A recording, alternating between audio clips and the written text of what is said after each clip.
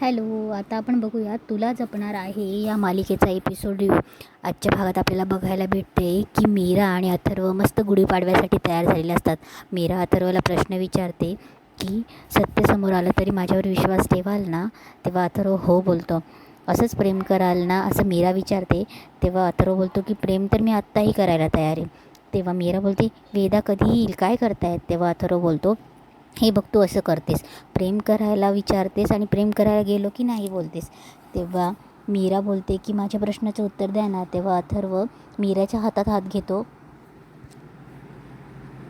तेव्हा अथर्व बोलतो की मीरा, मी कायम तुझ्यासोबत असणारे आणि प्रेम करत असणारे, जरीही सत्य समोर असलं तरी, कारण की मला तुझ्या बाजूने असलं तरी, कारण की मला माहिती माझी मीरा कशी आहे, कारण की मला माहिती ती कारण असताना कोणाचं वाईट करू शकत नाही. तेव्हा अथर्व बोलतो की पण सत्य माझ्या बाजूने असेल. तेव्हा मीरा थोडी शांत होते. अथर्व तिला मिठीत घेतो. मीरा इकडे गुढी उभारण्याची तयारी करत असते. किचनमध्ये अंबिकाही असते. तेव्हा अंबिका बोलते की मीरा, काय चाललंय तुझं, तू काहीही बरळतीयेस. तेव्हा मीरा तिला सांगत असते की ताई, अगं गुढी उभारण्याची तयारी करते आणि इतका चांगला दिवस असताना मी खोटं का बोलेन, तू याचाही विचार करत नाहीस. अगं काल त्या बाईने स्वतः कबूल केलं, आठव जरा. तेव्हा अंबिका बोलते मी आठव, तू आठव जरा. तेव्हा मीरा सांगत असते तिला की अगं त्या बाईने स्वतः कबूल केलं की तिने आपल्या आईलाही मारले. बाबांनी जे काही सांगितलं त्या दिवशी त्यातला एकही एक शब्द खरा आहे आणि तिने वेदालाही मारण्याचा प्रयत्न केला म्हणून.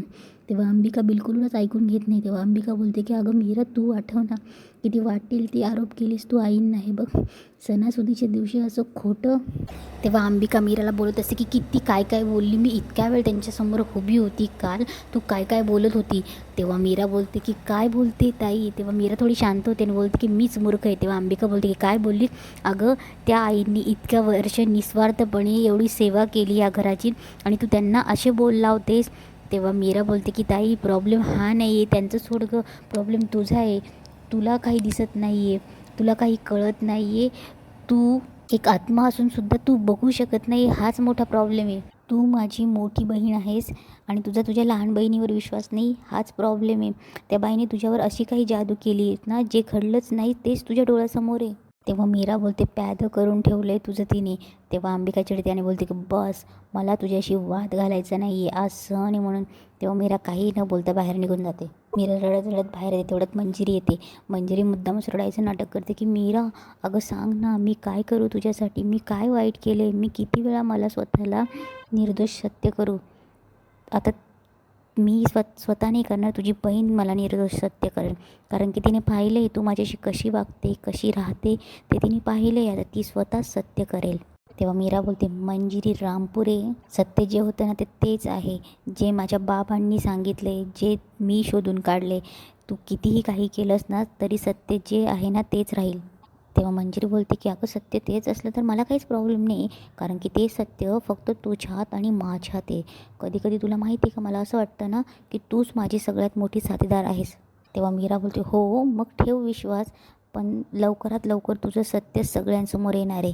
हे जे तू मला वेगवेगळे रंग दाखवतेस ना ते सगळ्यांसमोर येणार आहे. तुझे सगळे मुखवटे उतरतील, तुझं खरं रूप सगळ्यांसमोर येईल आणि मग तुझे जादूचे खेळ उतरतील. तेव्हा मंजिरी बोलते पण त्याचबरोबर तुझ्या बापाचा श्वास बंद होईल याचा विचार नाही केलास का तू. तेव्हा मीरा बोलते कोणाचा श्वास सुरू राहील आणि कोणाचा बंद होईल हे नियतीच ठरवेल. तेव्हा मंजिरी बोलते की मीरा, तुला काही झालं तरी तुला मूल जन्माला घालावंच लागेल. तेव्हा मंजिरी मनात बोलते की मीरा, तुझ्या हट्टापायी माझं चिर तारुण्य धोक्यात येतं आहे. त्या दोघी उभ्या असतात तेवढ्यात अथर्व खाली येतो. तेव्हा अथर्व बोलतो की आई, मीरा गुढी उभारायची आहे ना. तेव्हा मंजिरी बोलते की तू हो, पुढे मिळालीच. तेव्हा मंजिरी मीराला बोलते की गुढी पाडव्याच्या खूप खूप शुभेच्छा मीरा. इकडे अथर्व गुढी उभारण्याची तयारी करत असतो. तेव्हा वेदा येते आणि बोलते की बाबा बाबा, गुढीपाडवा का साजरा करतात. तेव्हा अथर्व बोलतो की वेदा, गुढीपाडवा म्हणजे आपल्या मराठी माणसांच्या नवीन वर्षाचा पहिला दिवस. तेव्हा वेदा बोलते म्हणजे 1 जानेवारीला नवीन वर्ष नसतं.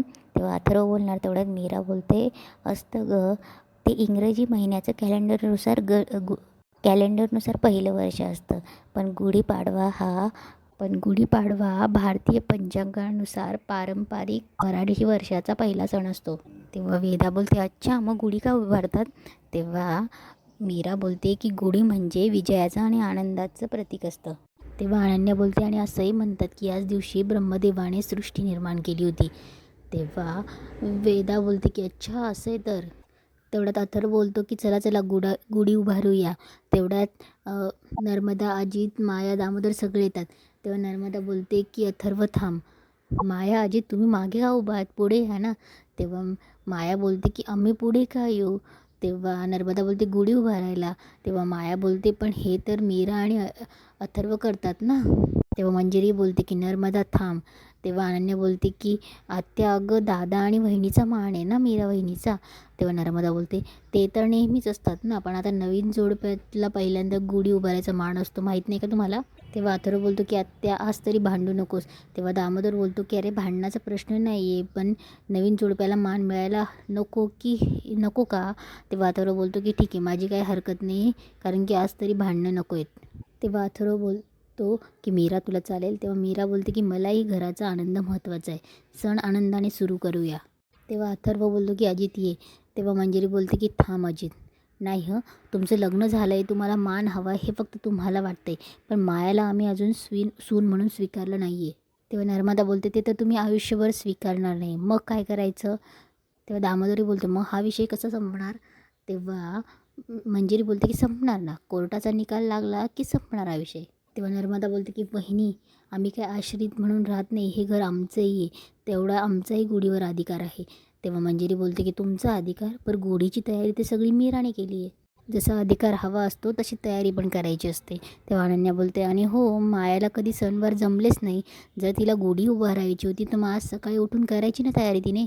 तेव्हा नर्मदा बोलते असेही काही नियम असतात का, नाही मला माहीत नव्हतं ना. तेव्हा मंजिरी बोलते की अथर्व मीरा तुम्ही गुढी उभारायला घ्या, मुहूर्त टळतोय. तेव्हा नर्मदा बोलते माया अजित तुम्ही सुद्धा पुढे या, हात लावायला घ्या. तेव्हा माया बोलते चांगलं आहे, हे खरंच चांगलं आहे, म्हणजे आपण चौघं मिळून गुढी उभारू. तेव्हा मंजिरी बोलते जमणार नाही, मी तुम्हाला सांगितलं ना एकदा जमणार नाही, आणि तरीसुद्धा तुम्हाला गुढी उभारायचं असेल तर गेट उघडा आहे, घराबाहेर जा आणि तिथे घर शोधा आणि मग तिथे गुढी उभारा. तेव्हा नर्मदा चिडून बोलते की नाही नाही मी बघतेच ना. तेव्हा दामोदर बोलतो की बायको फार ताणून धरू नकोस, नाही ते गुढीबरोबर आपल्यालाही बाहेर काढतील. तेव्हा मंजिरी अथर्वला बोलते की अथर्व गुढी उभार. तेव्हा अथर्व आणि मीरा गुढी उभारायला घेतात. गुढी उभारण्याचा प्रोग्राम चालू असतो. तेव्हा मीरा आणि अथर्व पूजेला बसलेले असतात. इकडे मायाजवळ वेदा उभी असते. तेव्हा वेदाकडे माया रागाने बघत असते आणि नंतर वेदाच्या डोक्यावर हात ठेवून तिच्या गालाला हात लावून बोलते की कशी आहेस बाळा. तेव्हा अंबिकाचं लक्ष जातं, पण अंबिकाला काही करता येत नाही. तेव्हा नर्मदालाही कळत नसतं की माया नक्की काय करते म्हणून. तेव्हा मीरा जोरात चिडते आणि बोलते की माया, आणि वेदाला तिच्यापासून हिसकावून घेते. वेदाला तिच्यापासून हिसकावून घेतल्यावर माया अचानकच नाटक करायला लागते आणि बोलते की हिने मला जोरात ओढलं, माझा बोन फ्रॅक्चर झाला आहे वाटतं हाताचा. तेव्हा ती उगाचच नाटक करत ओरडत असते. तेव्हा अजित बोलतो की डॉक्टरांना फोन करतो मी म्हणून. तेव्हा नर्मदा बोलते की बघितलंस वहिनी, तुझ्या सुनेने किती जोरात ओढलं, माझ्या सुनेला किती जोरात लागलं आहे म्हणून. तेवढ्यात अनन्या मोबाईलमध्ये पोलीस सायरन वाजवत असते. तेव्हा पोलीस सायरन ऐकताच माया लपते. तेव्हा सगळे बोलतात की पोलीस पोलीस. तेव्हा माया लपायला लागते अजित मागे. तेवढ्यात अनन्या हसायला लागते आणि सगळेच हसायला लागतात. तेव्हा मंजिरी बोलते बघितलंस, जशी सासू तशी सून. तेव्हा अनन्या बोलते की माया काय झालं, मगासपासून मला लागलं एवढी नाचत होतीस ना, पोलिसांचा आवाज ऐकून लगेच शांत झालीस, दुखणं बंद झालं. तेव्हा अजित बोलतो ए अनन्या. तेव्हा अथर्व बोलतो की काय. तेव्हा अजित काहीच बोलत नाही. मायाला बोलतो की बरं आहे ना तुझा हात. तेव्हा माया चिडून बोलते की फाईन, आणि इथेच आजचा एपिसोड संपतो.